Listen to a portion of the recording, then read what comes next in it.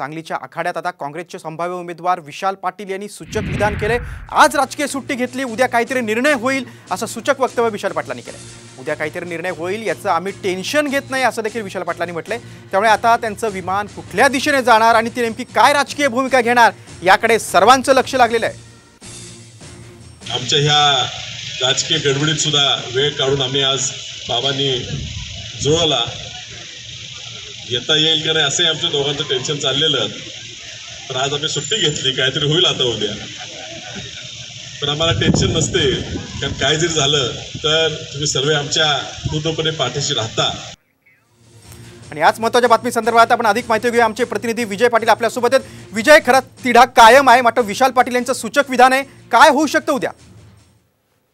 नक्कीच लोकसभेच्या उमेदवारीवरून महाविकास आघाडीमध्ये धुमशान सुरू आहे। गेल्या अनेक दिवसापासून नुकतंच संजय राऊत हे दोन ते तीन दिवस सांगलीमध्ये ठाण मांडून होते।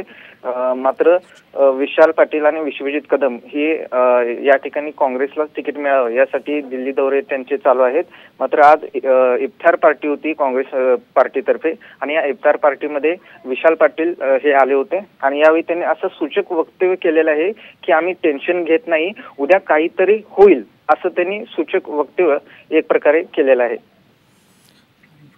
निश्चित विजय, तुम्ही सविस्तर माहिती दिली त्याबद्दल धन्यवाद। आणि आता विशाल पाटील जे इच्छुक उमेदवार आहेत काँग्रेसकडून निवडणूक लढवण्यासाठी ते काय निर्णय घेतात ते बघणं महत्त्वाचं आहे।